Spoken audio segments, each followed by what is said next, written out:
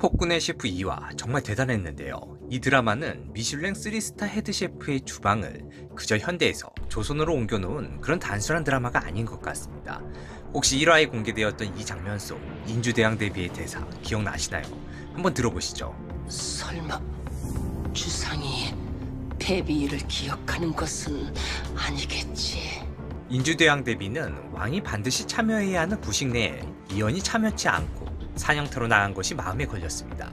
주변인들은 수건을 향한 유생들의 항의 때문에 이연이 구식 내에 참여치 않은 것이란 의견을 내놓았지만 대왕대비는 단순히 그게 다가 아닌 것 같다 의심의 끈을 놓을 수가 없었거든요. 결국 그녀는 이연이 패비, 즉 자신의 어머니의 죽음을 기억하고 있는 것일지도 모른다는 의심까지 하게 됩니다. 단지 구식 내에 참여치 않고 사냥터에 나선 것뿐인데 그것도 이연이 아끼는 수건을 향한 유생들의 항의라는 뚜렷한 원인이 있었음에도 대왕대비가 그런 생각을 하게 된 연유는 또 하나의 정보를 대왕대비가 알고 있었기 때문이지 않나 싶은데요.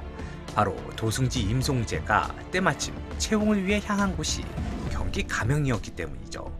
바로 패비를 사지로 내몬 관찰사 홍영달이 있는 경기 가명. 대왕대비의 의심은 적중했습니다. 오늘 도승지 임송재가 채용하러 간 곳이 경기 가명이옵니다. 전하. 듣거라! 오늘 사냥이 끝나면 경기 가명으로 간다. 사실 1화 속 이 장면에서 이연이 경기 가명으로 간다 했을 땐 저는 단지 이연이 여자를 엄청 밝히나 보다 했거든요. 하지만 아니었죠. 구식내를 제끼고 사냥터로 향했던 건 대왕대비의 의심을 피해 어머니를 사지로 내몰았던 홍영달을 향한 복수를 실행하기 위한 장소, 경기 가명으로 이동하기 위한 연막 작전이었습니다. 저는 사실 홍영달이 수건을 향해 상소를 올리게 만든 부분, 이 부분에 있어서 극중 아직 공개되진 않았지만 제산대군의 입김이 작용한 것은 아닐까 싶거든요. 수건 강목주는 제산대군의 도구일 뿐 제산대군이 모든 속내를 수건에게 공유하지 않는 듯 보였습니다. 제산대군이 강목주에게 부여한 역할은 명확했죠. 이연이 국정이 아닌 패비 즉 어머니를 향한 복수를 잊지 않도록 하게 하는 것. 그것이 수건에게 부여한 중대 미션이었습니다. 그런 수건을 폐하라는 상소를 올린 것이 다른 이도 아닌 홍영달이었다는 것. 이연이 수건을 이용해 어머니의 복수를 이행할 구실을 제산대군이 뒤에서 만들어낸 것은 아닐까. 제산대군이 이연 모르게 이연의 복수를 도울 수 있다 보는 이유는 명확합니다. 바로 현재 국정의 진정한 실세인 인주대왕 대비가 이연이 패비의 죽음, 그 진실을 알고 있으며 이연이 어머니의 복수를 이행하고 있음을 알게 하려는데 그 주 목적이 있지 않나 싶은 것인데요. 그 이유는 인주대왕 대비가 패비의 죽음에 있어서 매우 중요한 역할을 했기 때문 같습니다.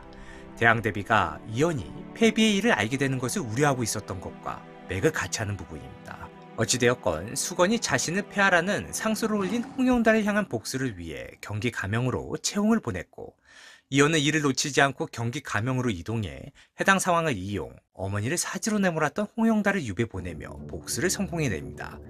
홍영달을 향한 수건의 행보를 이용해 복수를 성공한 이연도 그리고 일어나는 정황들을 정확히 꿰뚫어보며 합리적 의심을 해낸 대왕대비도 거기에 바보인 척 숨어 이 모든 판을 쥐락펴락하고 있는 듯 보이는 제산대군까지 정말이지 어느 하나 무섭지 않은 인물이 없는 것 같은데요.